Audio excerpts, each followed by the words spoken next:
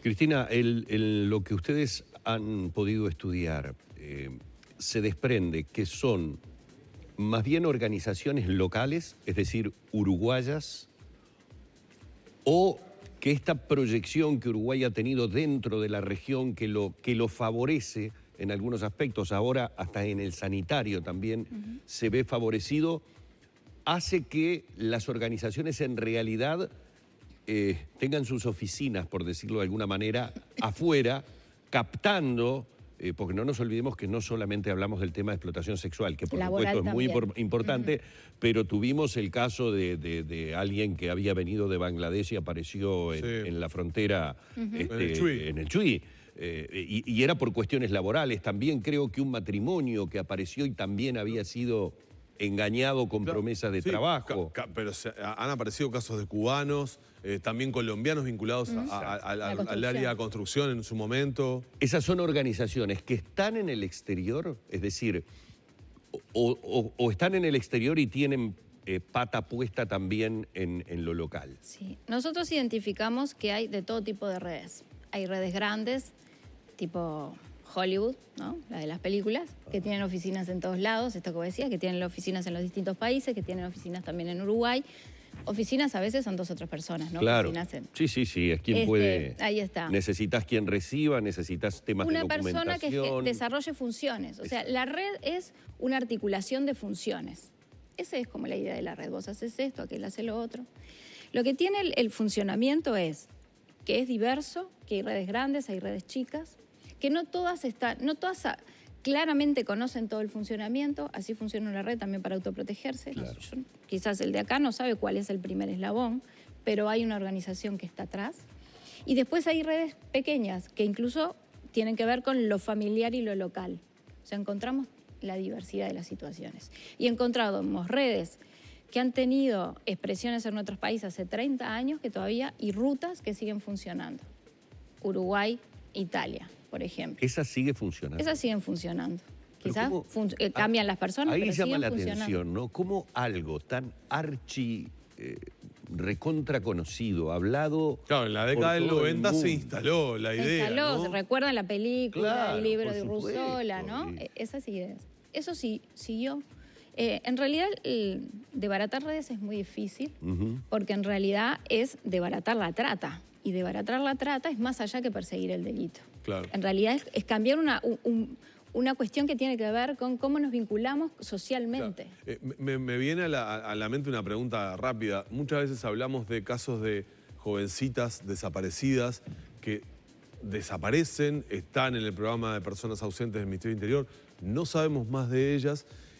Por suerte en muchos casos, o en la mayoría de los casos sí aparecen, pero hay otras chicas que no aparecen. Exactamente. Y no se las tragó la tierra, entre comillas. ¿Pueden responder a estas redes, esas desapariciones? Sí, pueden. Nosotros también evidenciamos que eso es posible. Lo que en Uruguay no pudimos identificar como de gran prevalencia es el tema del rapto como elemento de captación que en otros países hay. En general acá la forma de captación es el engaño, ¿no? El engaño tanto en el para qué, como un engaño más vinculado a cuestiones amorosas, ¿no? Bueno, el novio, aquella pareja, ¿no? Que promete algo o que genera una historia, bueno, necesitamos mejorar nuestra vida para, entonces ahí es el primer paso. Eso es lo que encontramos. Y además encontramos que las desapariciones no son tan frecuentes, pero tampoco son nulas. En nuestro país hay desapariciones. Nosotros en la investigación relatamos algunos casos concretos de desapariciones de hace tiempo y más recientes, que no está tan claro cuál fue el motivo, pero en la investigación hay algunos puntos de posible conexión. Y eso está todo en proceso judicial, ¿no? Sí, o sea, lo que nosotros sabemos es cómo plantearlo, las preguntas que nos hacemos en relación a eso. Bueno, ¿qué pasó acá? Y además de estas cuestiones de personas que no han aparecido aún, que la mayoría son mujeres, hay estas situaciones que vos planteás, de que a veces son gurisas jóvenes, pero a veces no es que desaparezcan y no aparezcan más. Aparezcan un fin de semana, desaparecen una semana. Se van el viernes y vuelven el otro viernes. Bueno, ¿qué pasa en esa semana de esas gurisas menores de edad que no sabemos dónde estuvieran? O que los relatos es que han estado en situaciones de explotación, ¿no? No es una desaparición permanente, pero es un aislamiento de momento de su contexto para la explotación, donde a veces son utilizadas también en el ámbito del narcotráfico, y además donde los daños de estas gurisas realmente son enormes, ¿no? Entonces, eso lo tenemos que seguir investigando y profundizando. Bien, Cristina, algo que puede ayudar mucho para por lo menos estar alerta a esos engaños, no solamente aquellas jóvenes que nos puedan estar mirando ahora, sino su entorno familiar. Y voy a tratar de explicarme. Ya ha pasado mucho tiempo, ya llevamos décadas de conocer estas redes, de saber cuál es el sistema. En su momento se llevaron a una jovencita que desapareció, que hoy puede llegar a tener 60 años. ¿No aparecen más? ¿No vuelven a tener contacto con su familia algún día? Sí, sí. ¿Y allí no revelan nada de lo que fue esa suerte de rapto, secuestro, engaño, estafa, como le queramos llamar? Sí, algunas pueden revelar, otras no pueden revelar. En estos procesos también hay una cuestión personal de cómo vas tramitando esta situación, ¿no? ¿Se sienten culpables o avergonzadas? Se sienten avergonzadas, se sienten culpables, sienten que podrían haber parado la situación y no lo hicieron. Esa sensación siempre está ahí y también hace que se callen. El famoso yo en parte tuve la culpa y entonces claro, como tuve la culpa... se sienten responsables, ¿no? Y además el propio tratante hace que se sientan responsables de muchas cosas, ¿no? Incluso a veces son obligadas a cometer delitos, más allá que a nivel normativo, un delito cometido en un contexto de trata no es posible de ser considerado un delito. No es considerado un delito, no pero pueden sí ser extorsionadas. Hablo de fotografía, claro, sí, videos. Sí, por y eso supuesto. puede y además, comprar el silencio. También lo que puede haber es amenazas a otros integrantes de su familia. Claro. Por supuesto, eso también es algo de lo que también pasa.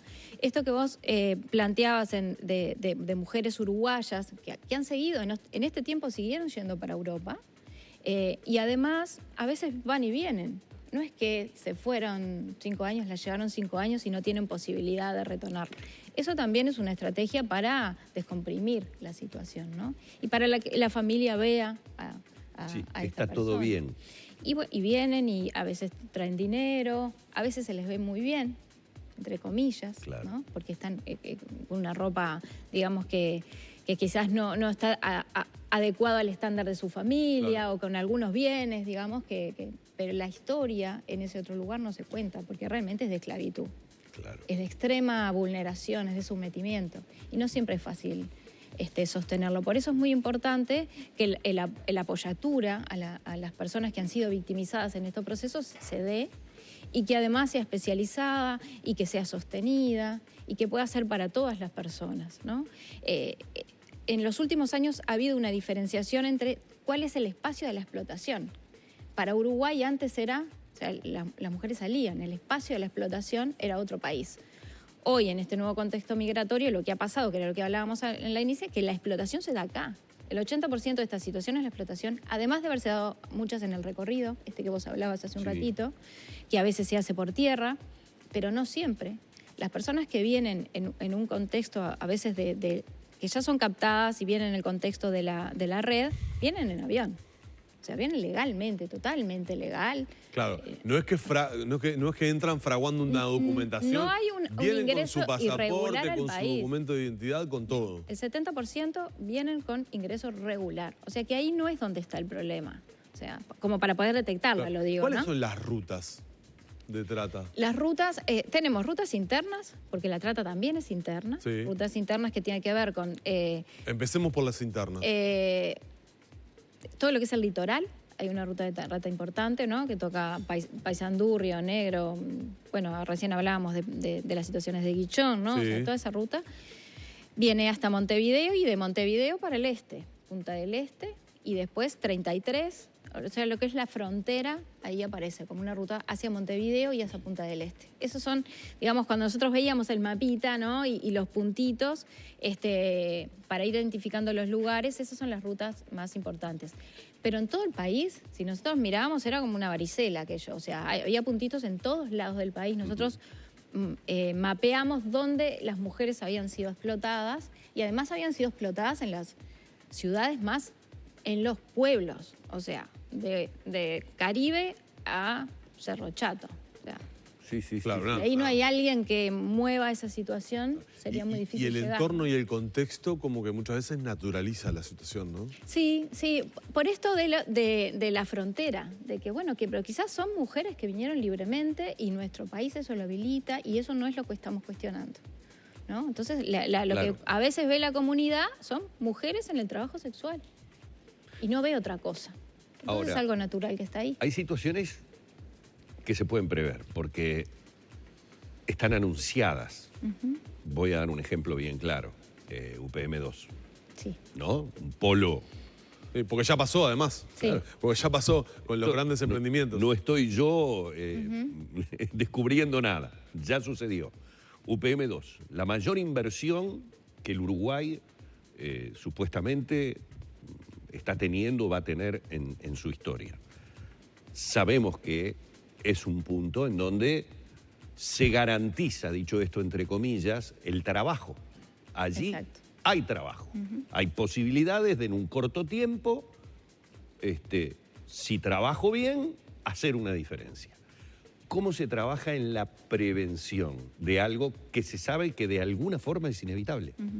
Yo creo que especialmente en este tema que tiene que ver con los grandes emprendimientos y cómo generan un espacio habilitante, digamos, para la explotación sexual y quizás para las situaciones de trata en el entorno, un aprendizaje. Yo creo que eso es una cosa importante. En relación a las experiencias anteriores, que se identificó que pasó esto, para esta situación, especialmente desde INAU se han hecho algunos avances como para generar una protocolización y algunas acciones específicas en este tema.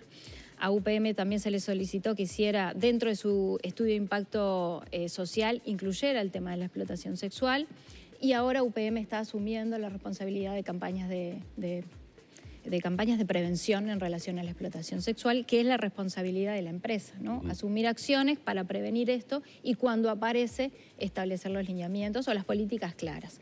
En este momento UPM está haciendo esos avances y hay algunas conversaciones en territorio a nivel de departamental, o sea, de los gobiernos departamentales y de las expresiones de lo nacional en el territorio. Ha sido un avance, tenemos que seguir, ¿no? Obviamente, pero me parece que es como en esta nueva experiencia no nos cerramos los ojos y no miramos para atrás. Y ahí me parece que un avance importante, más allá de que necesitamos seguir respondiendo frente a la tensión en ese territorio. Y una cosita más que me parece importante en relación a la investigación que tiene que ver con la trata laboral que vos planteabas recién. Que sí identificamos estas situaciones vinculadas a la construcción, vinculados al trabajo doméstico, que eso además fue visible, fue publicitado, a la pesca, y en el ámbito de lo agropecuario también aparecen situaciones. Bueno, un panorama bastante complejo, un abanico importante. Hemos estado dialogando con la directora de la organización El Paso, Cristina Prego, a propósito del tema de trata y fundamentalmente, a través de esta investigación, dueño de personas, personas con dueño. Muchísimas gracias, ha sido un placer. Perfecto, les esperamos a todas y a todos el 5, tanto por Zoom o por Facebook Live. En las redes de nuestra organización pueden encontrar los links para seguir acompañándonos. Y bueno, y en este sentido lo que buscamos es que nadie más, nunca más se sienta dueño de nadie. Gracias. Muchísimas gracias, Cristina. Cristina Prego, directora de la organización El Paso, en la mañana de Arriba Gente.